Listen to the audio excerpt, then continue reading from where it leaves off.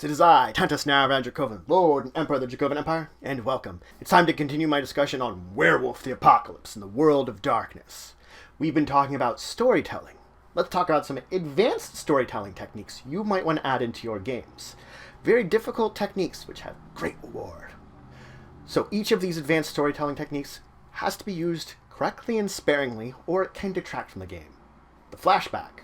Now, the flashback is basically something that's used a lot in movies, but you can use it in your storytelling too. It's sending the characters back in time to a certain point in time to see what had happened in the past, to give them an idea based upon what events happened there, what's going on in the future. It's giving a little backstory to the events that are occurring, to the current event that's occurring, and giving a little information. Now, when it comes to a flashback, you can of course have your players take on completely new characters. They might not have one of their characters involved. In this case, more than likely, you're going to be supplying characters for them. But they could also come up with some on their own, depending on what you're giving them for information. Again, it's up to you. Now, this doesn't also mean that one of the characters might be involved in this flashback. If it's a flashback that involves one of the normal characters, of course they're going to be there. And you could have an in-game effect for the future about the various actions that occur there. So you can go back in the past, have some things occur, and then some kind of effect in the future could occur that maybe, has some kind of extra ally that they earned during that flashback that now, this looks like a good point in time to call on in the modern set of this adventure. So it's basically going back in the past and giving a little bit of extra. And this should be used, all of these techniques should be used sparingly, because overusing them kind of abuse them. And this one is a very cliche one, going to a flashback, so you have to remember, because it happened in memory kind of thing. Now, parallel world. Parallel story, I should really say. A parallel story is when you have a story going along the same time as your main story, and basically you're going to have your characters play out that story too, or your players at very least, because whatever's going on in this parallel story pertains to the main story. This is similar to the flashback, except it's going on at the same time as the normal game. In this retrospect, of course, you're more than likely going to be making the characters that your players are going to be put into.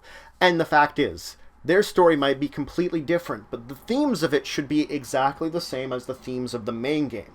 Effectively, though, whatever's going on in this parallel story should pertain to it in the very end, and should connect up to it. So they will run through their parallel story, using these more than likely supplied characters, and get to an end point in time where whatever actions there pertain to when we switch back to their main characters. So you can see there's an interesting use of it, that they get to try a different character out entirely. For the flashback, it's usually pertaining a lot more directly to your characters. So yes, you're going to try a different character, but usually it's going to be similar to the characters you have. In this case, you can try something completely different. You can, but it pertains to that main story. Again, don't overuse it, or it loses its bang. Basically, the more times you use these, the more they become less special. You have to use them sparingly and intelligently.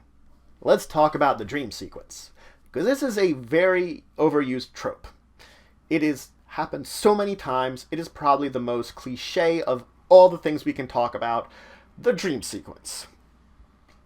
It happened in a dream. Those very words are cliche in themselves, so, I mean, you can see where I'm going with this. Now, the fact is, when you use a dream sequence, you might place all your characters into it, or just one of the characters with the other players taking up special dream characters within this dream sequence. Completely up to you on that one there.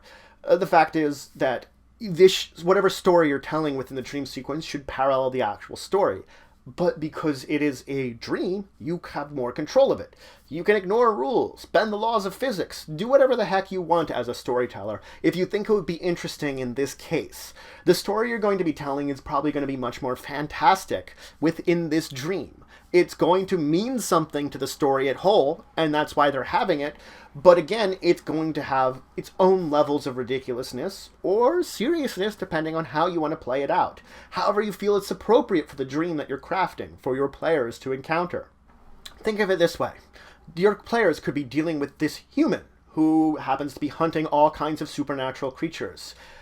You could have some kind of prophetic dream in which your players learn that he's been dreaming of like nightmare creatures that are representations of all the various supernatural creatures he encounters.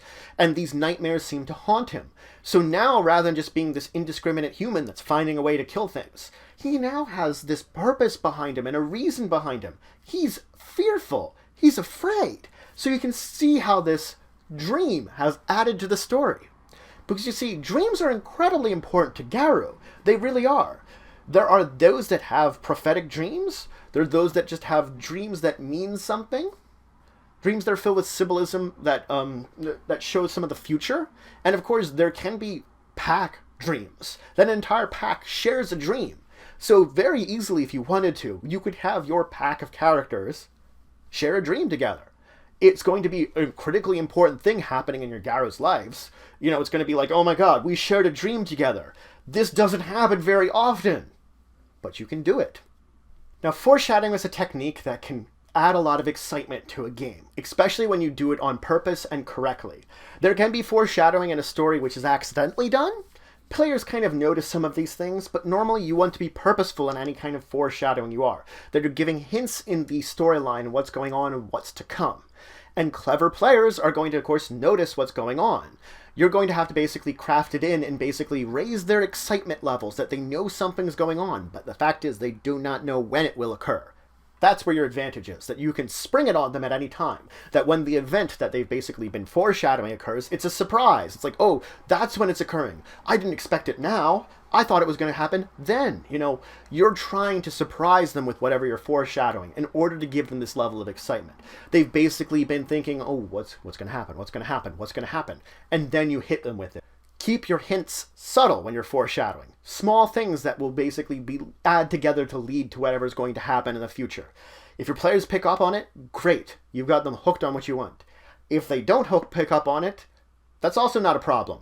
Rather than the excitement about when it's going to happen, when this event's going to occur, giving them this sort of suspense.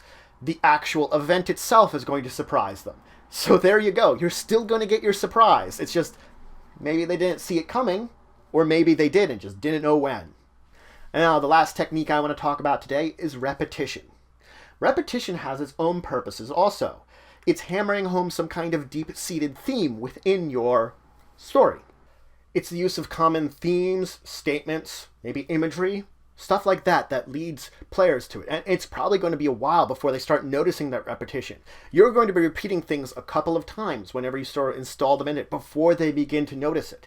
And the fact is, the real purpose of this is to instill a bit of paranoia in your players. Now, this repetition, you could have it mean something. Of course you don't. So the fact is, as you're repeating things, something could come along and it's a repetition of a character, and they could get sort of paranoid of that character, maybe go against that character. It might mean nothing. It could just be a red herring. It could be just you messing with your players. Or it could be something that you're planning out in the future. You see, that's the point of the repetition, is you leave subtle things behind, and they never know if you're actually going to act on it. That's why it's important to.